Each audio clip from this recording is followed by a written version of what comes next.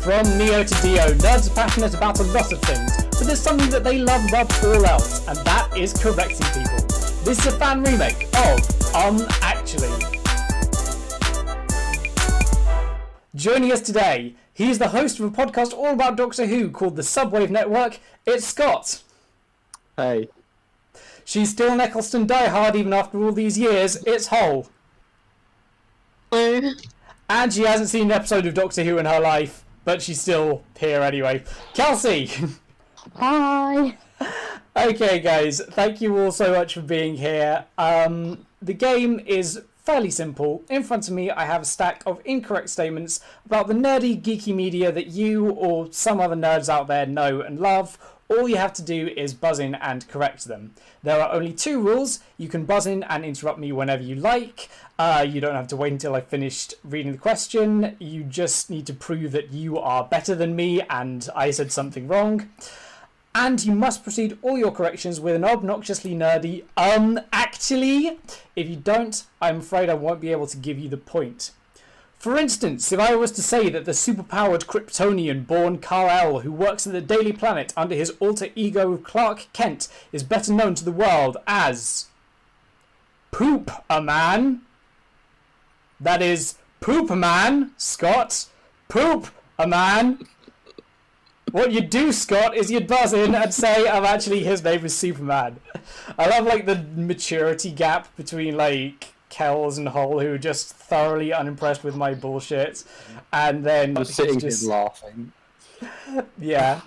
This first question is going to be about Harry Potter.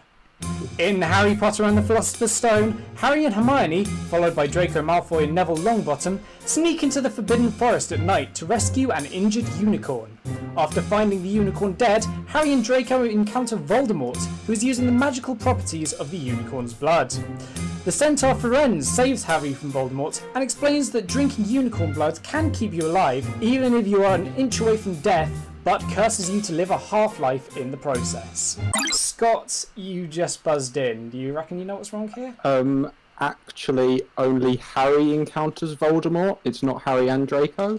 Ooh, interesting point. I think it is Harry and Draco. There is something more wrong with this statement. There is something a little larger that we are kind of looking for that's incorrect here.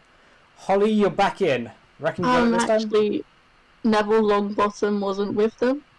Neville Longbottom was with them, I'm afraid. Oh, Kels has bounced in. Actually, it's not Firenze that saves them. It is Firenze that saves them. Okay. I will say that the thing that's wrong here is very subtle and very, very shitty and kind of keeping with the spirit of the game. Actually, I said that they snuck into the forest. They're there for detention. They didn't sneak in. This was sanctioned. They were sent to go into this dangerous forest to look for this unicorn, and then Hagrid was, accompanying them. This was a punishment. The Forbidden Forest. The scary do not go here forest. Oh, I forgot about the show of endangerment. I think, this trying to erase Harry Potter from my memory is working. This is a thing that comes up a lot in Harry Potter, and I've maybe said this before to a few people, but the world building kind of frustrates me to no end because there's so much world building around the most trivial bullshit that it's almost too much. It's why are muggles and magical people kept separate? Where's the danger in muggles? And then for some unknown reason, J.K. Rowling just arbitrarily decided wizard currency works in base 17. It's just why? Yeah, that's right. I was hating on J.K. Rowling before it was cool, you twats. Here's a question about video games. Super Smash Bros. Ultimate players are spoiled for choice of female characters with playable characters such as Peach, Zelda, Bayonetta, Isabelle, and Lucina. But in the original Super Smash Bros. 64, options were far more limited, with a choice of only 10 male characters and 2 Pokemon, Pikachu and Jigglypuff. When you were filling out the forms for this, I did kind of note that none of you were video gamers, but I needed to kind of have a video game question in here. So I just decided I played Smash a that's couple good. It's like a times. very niche branded oh. video game. I'll butt in. Holly, you have buzzed in. Actually, it wasn't on Nintendo 64. It wasn't the Nintendo 64. Okay. Scott, you buzzed in. Actually, Peach was a playable character in the original. Peach wasn't a playable character in the original, but I think you're kind of dancing around the thing that's wrong, so I might be inclined to give you a point unless somebody can be a little more specific. Hol, have you another crack at it? Actually, her name's Princess Peach. Her name is Princess Peach, but you put respect on that title. That's HRH Peach to you. You're talking about How you're going to dare get you and be called Doctor, and you're not even calling her Princess. It's kind of like that whole thing where, like, when Jill Biden was announced as the first lady, people were going, "Ooh, Dr. Biden's intimidating. She should just go by Mrs. Biden." It's just like, no, she shouldn't. It's a PhD that woman's earned. And Peach is a princess, and so is Zelda. I think I'm going to give that point to Scott because he identified the thing that was wrong, which is that there weren't 10 male characters. Samus was originally included in the original Super Smash Bros. 64 lineup, and as was revealed at the end of Metroid, Samus is a woman. That counts as a plot twist in like the late 80s, early 90s. Yeah. Point for Scott. This next question, I'm going to study your faces very intensely here and see who reacts to this one, but this next question is going to be about the works of Stephen King. Kelsey looking happy, nobody else looking particularly happy. Kelsey's like, It depends which way you've gone. Stephen King has authored some fantastically bleak endings to his stories over his career. In Pet Sematary, Lewis has to kill his resurrected son Gage after Gage kills his wife and friend. David Mercy kills his son and 3 other survivors in The Mist, before realising he did so needlessly as the military has already killed the creatures lurking in the mist. And in Misery, Paul is left suffering with PTSD and alcoholism, after his kidnapping at the hands of obsessive fan Annie Wilkes, although he does eventually overcome his writer's block. Kels. So, actually, he doesn't kill Gage. He does kill Gage. Don't know if he did or not. That's a very like Stephen King thing to do, where it's like the monster's still out there. No. Well, it seems like the kind of Stephen thing to do where it'd be like, oh, and then he went off with his resurrected son, like lived in a forest, you know? Scott. Actually, Annie Wilkes wasn't an obsessive fan. She was just like thought he was okay.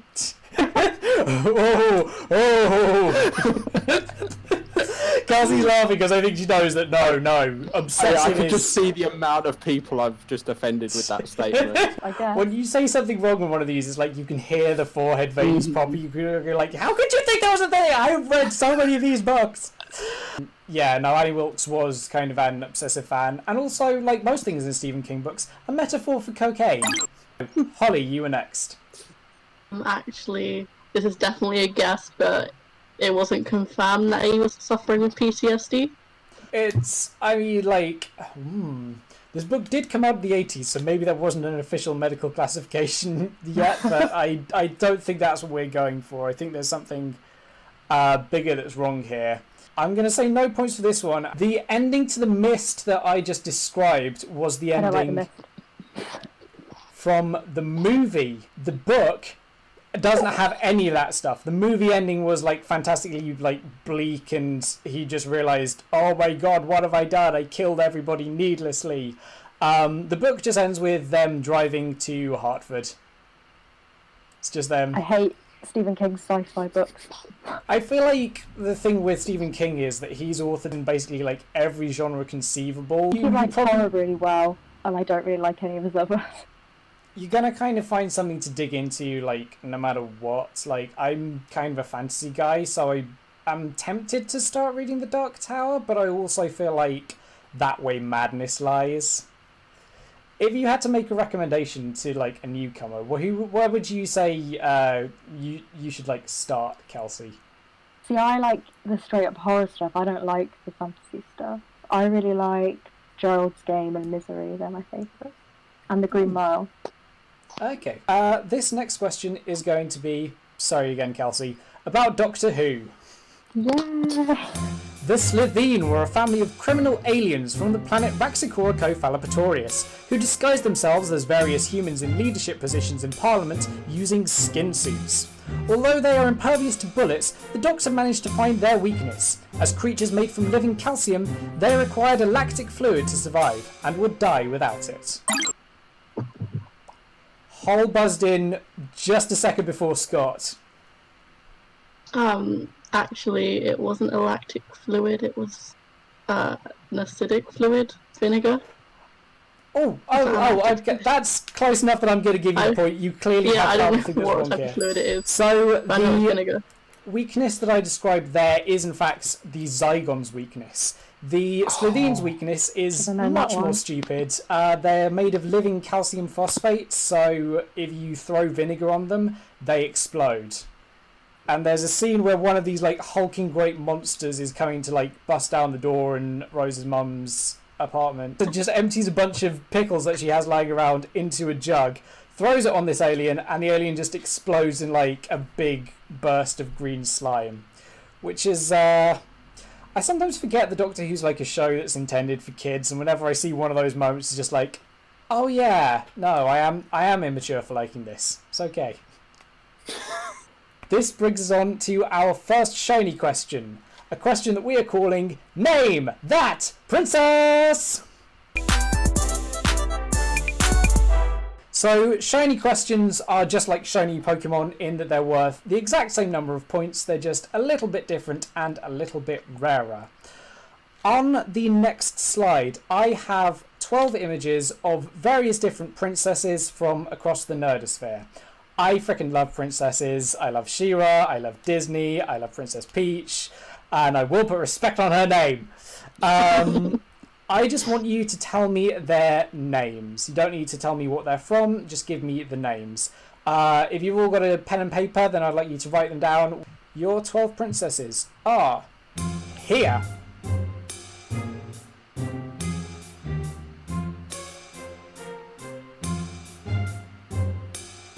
The competitive vibes in the room just went from like 0 to 100 the second I gave you all something to like focus on. Just like, There's what's just her a name? lot What's of her really name? pretty girls on the screen.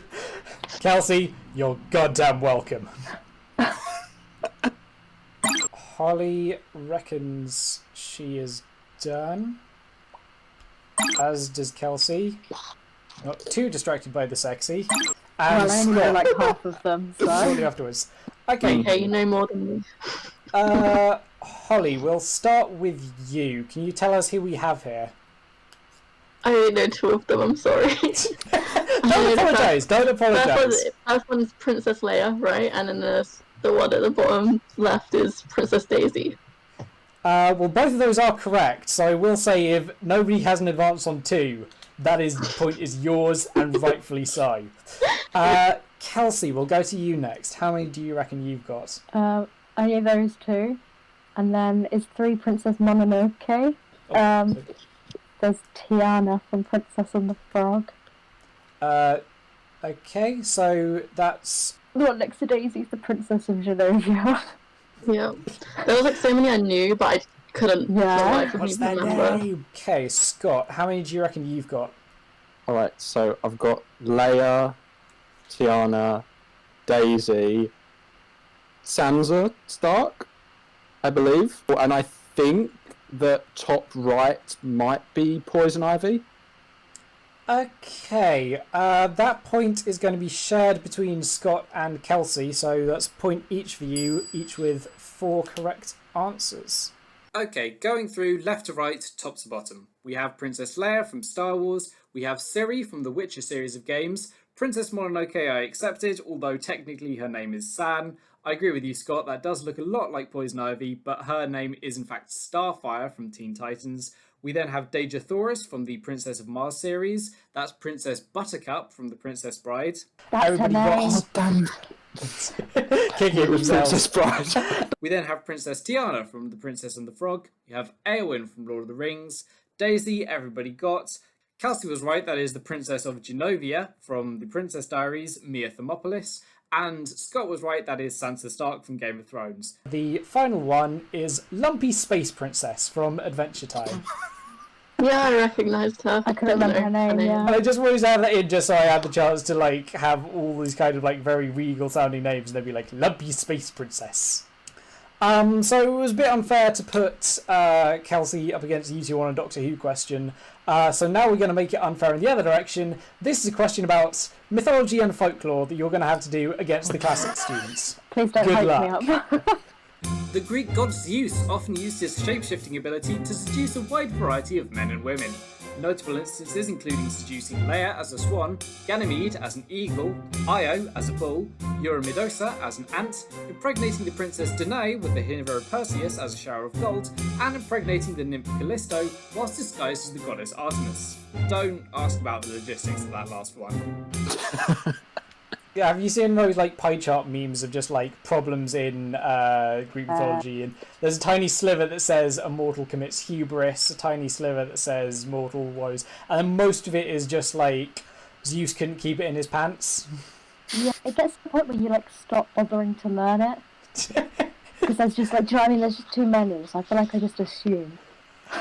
It is. I will say this is another one that I feel like is particularly sneaky. Holly is brave. Here is my awful guess. Actually, it wasn't a swan, it was a duck. It's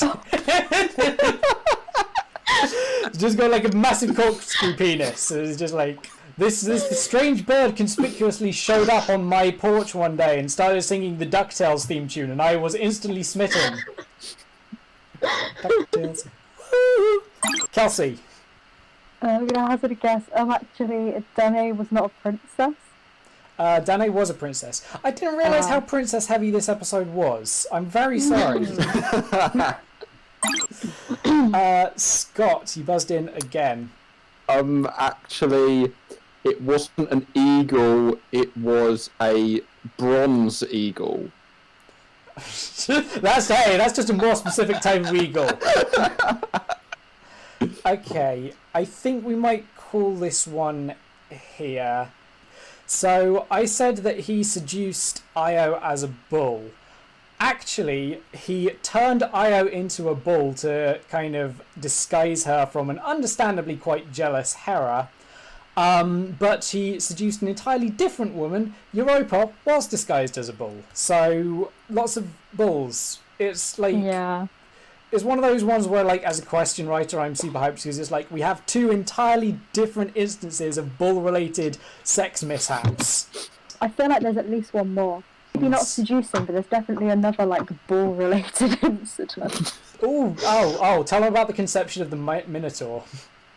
Oh, it makes me really sad when I picture him coming out. He's just like a little baby and everyone's, like, staring at him like, fuck you, this little tiny baby. Oh. And then they, like, put him in a cage. So if I have that myth right, Poseidon gave King Midas a bull, and then he was like, "This is a dope bull. I'm not going to sacrifice this bull." And so then Poseidon was like, "I'll show you." And then he cursed King Midas' wife to fall in love with the bull. She was like, sexy bull, and then gave birth to something with horns. Uncomfortable. This next question is going to... I can only imagine. Here's a Simpsons question.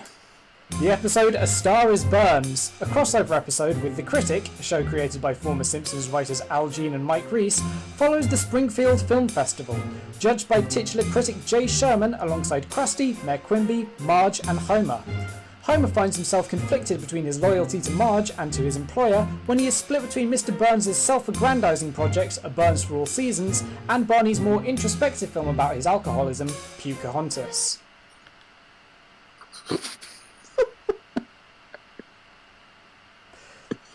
We got you with Poop Man, we got you with Pocahontas. Jesus.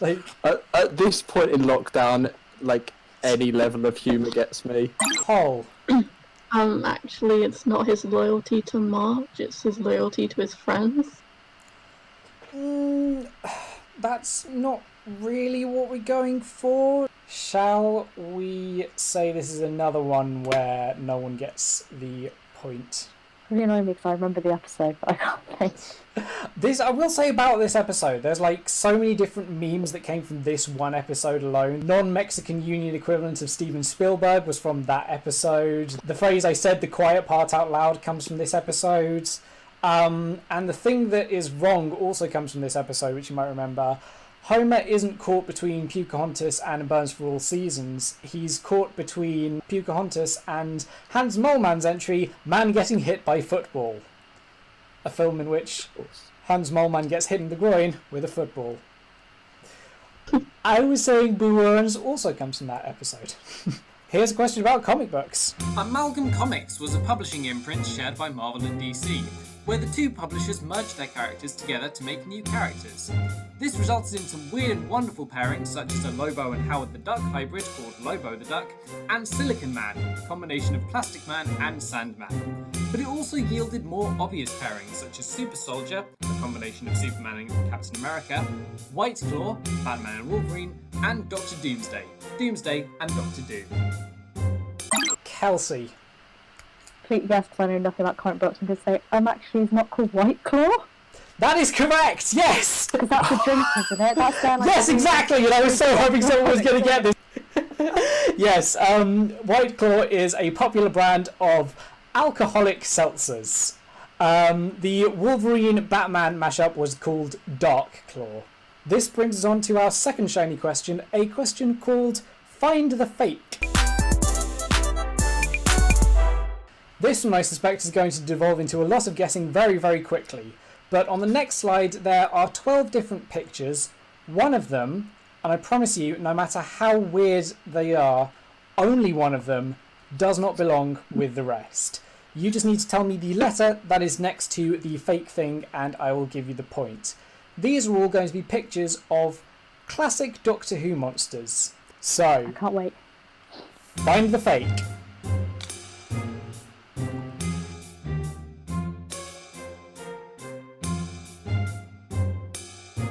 Kels. H. H is real. H is a Menoptera. I thought I'd come in strong with a guess at the start because it was my only chance. Good strategy. Scott. E? E is correct, yes. The like makeup on that is too good for classic. Yes, Doctor exactly. Who. That's the thing. I was hoping to call it just like Okay. somebody's. It's just like it's too good. This is a public domain image of somebody in a production of Frankenstein that I stole off Wikimedia Commons. Yeah, there's you- not enough Who's bubble the wrap in funky that image. snake? He Sorry? looks like he's just told a joke. Who's the snake? The snake that looks like he just told a joke is the Mara. That is exactly what it looks like. It's just a giant papier-mâché snake. I like him. I'll run through some of the other ones. We have Ergon, the Axons, the weird cat-looking thing is called the Garm. D is the Kral. We've already said the Mara. G, Scott, you're right. This is just bubble wrap. This is just a human wrapped in bubble wrap. It's supposed to be the Yeah. Wirrin infecting a human host. Yeah. We have Sutek the episode. Destroyer. That's just a man with a bucket on his head. J, can you explain anything about Candyman to me, Scott? No is the short answer. It's just so inexplicable because, like, and for the international viewers, that is basically the mascot of a brand of licorice called Bertie Bassett Sweets that's popular in the UK. And for some reason, they just turned that into a Doctor Who monster. We have a bunch of plastic spiders, that's called Eight Legs. And then we have another man with a bucket on his head. L is an Alpha Centurion. Scott has 3, Kelsey has 2, Holly has 1. Can still get back in the game. This next question is going to be about Pixar. The time frame of Pixar's prequels and sequels varies a lot. Monsters University takes place years before the titular institution was mentioned in Monsters Inc., whereas The Incredibles 2 picks up immediately where the first film left off, with the Parr family doing battle with the Underminer.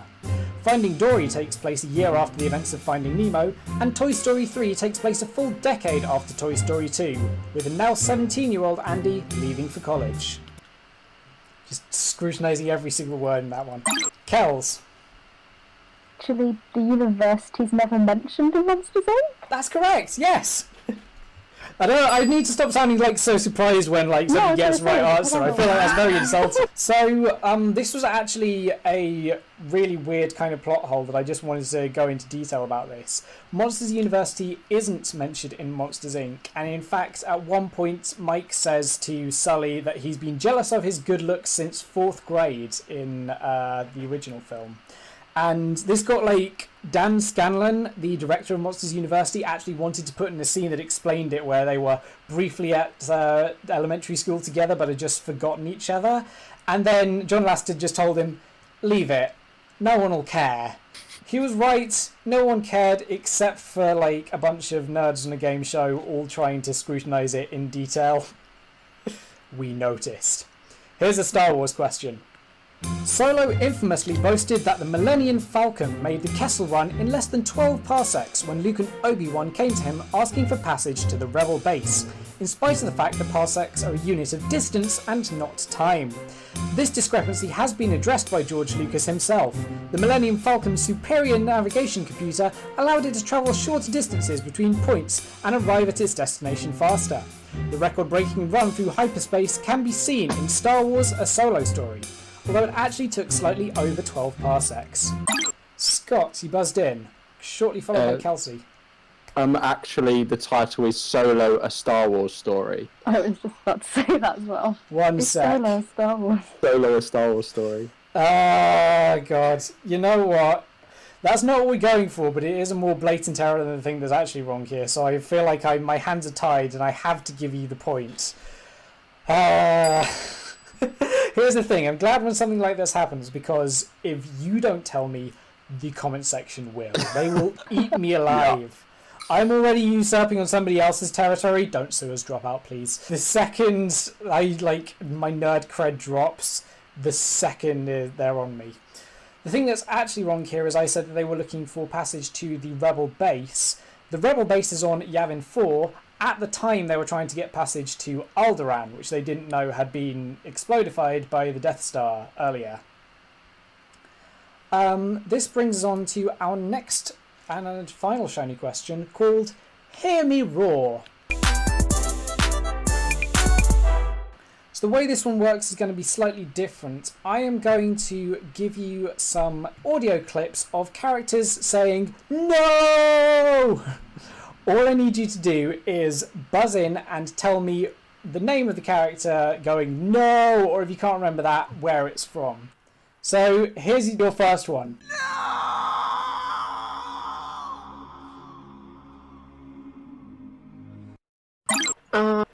Holly, you buzzed in.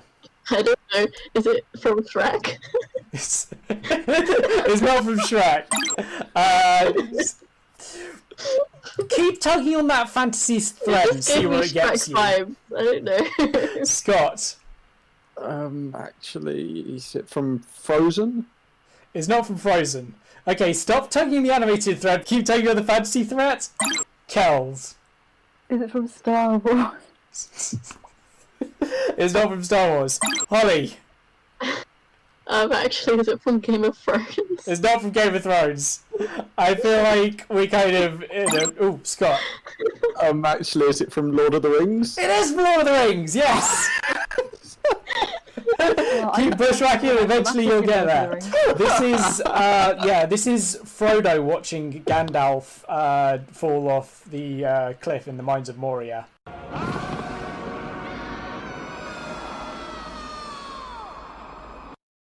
Okay, right. Does anybody want to hazard a guess for that one? I will say I did tell you all to stop pulling the animated thread earlier. Maybe start pulling that animated thread again. Holly. Actually, was it Frozen? It's not Frozen. I thought you were going to say Shrek. No, it's a woman's voice. So. There are women in Shrek. I feel like if you haven't got it now, you're not going to get it. But this is like the sound of childhood trauma. This is Simba going, "No!" as Mufasa falls from the cliff in like... I was about to say, you're throwing everybody way off. It's a kid. It's not a woman. Yeah, I have a memory of watching this in Disneyland Paris when I was like 5, and I had the wrong language headphones on, and I was watching it in like it was like Spanish or Portuguese or something. And I was so confused. Like I remembered it. Like I was so young. I don't remember much from that holiday, but I remember that. Have you found the Spanish dub of The Lion King? Where Did he's you got get the an one accent, which is he's like no. No, I think my dad took them off of me at some point and gave me his. It was just. At what point did you not think to say like this I isn't? don't even remember. Like I don't even remember how old I was. I was very young. I don't hardly You don't remember. know like the concept of like Spanish when you're like. Yeah, it was like. I so. just thought, I didn't This is just understand made up it. language. Yeah. For years you must have like grown up thinking that like yeah animals can talk, they just don't speak English. They That say makes things sense, like to be "Donde está fair. la biblioteca?" I love that one stock Spanish phrase. Mm-hmm. No, stop, no, no, no, no,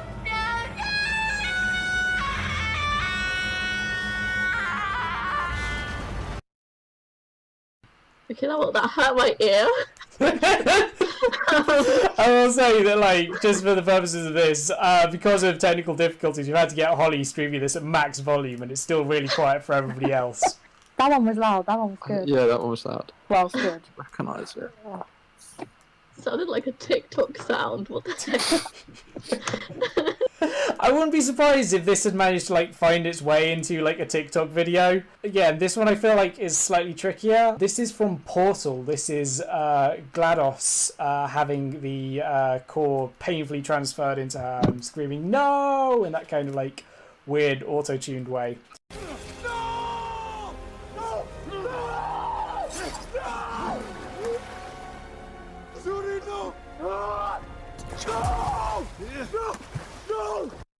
Scott, you buzzed in. Actually, it's from Black Panther. This is from Black Panther, yes. This is T'Challa saying no, as, spoiler alert, Zuri is stabbed by Killmonger.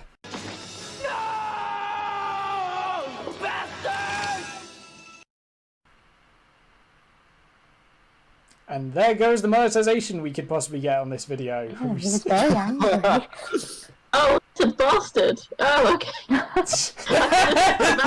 just It realised. might be Shrek money. I thought it said Sebastian. I was like, who's called Sebastian? Wait, Sebastian, like the crab from Little Mermaid. Yeah, I was like, I can't remember that from Little Mermaid. I would love to like just see like. There's so many Disney characters that I just want to see once drop the F-bomb or like something. I'm gonna go out on a limb and say that nobody's got no, you bastards. Is it Shrek? No, it's not Shrek. This is from Back to the Future. This is when Doc's shot by Libyan terrorists. That's why we had to keep the bastards in there, because that's like a Marty McFlyism.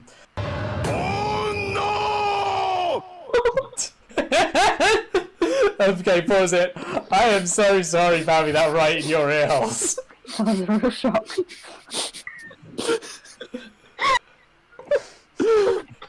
I'm going to be honest with you. I put this one in here not because I thought any of you were going to get it, but because it would elicit this exact reaction. Is that from an anime? Maybe. It sounds like an anime. I'm going to need you to be a bit more specific than that. Oh, Actually, is it Attack on Titan? it's not Attack on Titan. I don't know. It's a random anime. Kels. Is it Avatar? It's not Avatar. Avatar is not anime. Is it Sword Art Online? It's not Sword Art Online. Just keep naming anime. One of them's got to be right. It's Shrek. Yeah, you know, the Not original Shrek. Shrek anime. Anime Shrek. Shrek, the Japanese edition. No. I'm sure people have like people do like anime intros and anime intro parody things online. I'm sure somebody's done one for Shrek. Shrek I'm is sure a they've got, magical like- girl. I have it. Is it Naruto? It's not Naruto. No. This Okay, is- I've got it. Is it Death Note? It's not Death Note. This is from JoJo's Bizarre Adventure. This is, I think, I was going to say that John. one next. Pulse. This is Jonathan Joe's stuff. It's all in Japanese, but he's supposed to be like English, so he has all these English phrases he breaks into. But it's still a Japanese voice actor playing it, so it's still this very like gruff Japanese voice actor going, "Oh no!" and "Holy shit!" I deserve half a point there. I think. You deserve one. You're not getting one, but you deserve it. Okay, and also that's my eardrum. Scott. Actually, it's Zurg from Toy Story 2. It's not Zurg from Toy Story No. 2. Damn. Holly. Sounded like it. Is it Shrek? It's not Shrek. Scott. Actually, it is Darth Vader from. It is Darth Vader, yes. This is the final one, but I think Scott's got this wrapped up. We'll see if anybody gets the final one. No, God! No, God, please, no! No! No! No! Scott. Oh, I just kept going. sorry. Actually, is it The Office? It is The Office, yes. Yeah, that is a TikTok sound, That definitely. is, yeah. Yeah. That's Michael Scott from The Office at the site of Toby returning. So that is going to be Scott's point. I think that woke me up. I'm not going to be able to sleep. Now I want to go watch Shrek.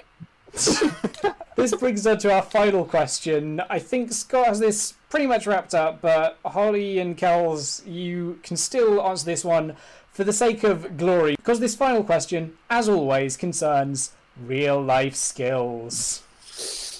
Know your rights. In the UK, the police can stop and question you at any time, but can only search you if they have reasonable grounds to suspect you're carrying illegal drugs, a weapon, stolen property, or something with which you could use to commit a crime.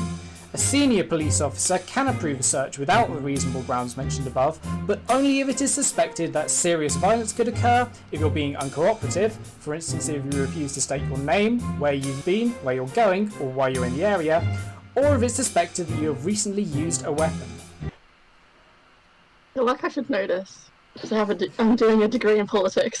Actually, it's not. If you're being uncooperative, you don't have to state your name or where you're going. That or is why you're in the correct. area. Yes.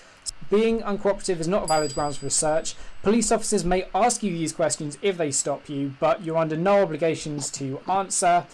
If you're ever in doubt when dealing with a police officer, ask if you're being detained, ask if you're free to go. And remember that you have the right to record the police as well. So, at the end of that, Scott is our winner with 5 points, Kelsey with 3, and Holly coming in with 2. Very well done, guys. There were some real stinkers of questions there, and you tackled them admirably. Join us next time for even more pedantic corrections here on the fan remake of Actually. Did you say pedantic corrections? I did say pedantic corrections, yes. It sounded like erection.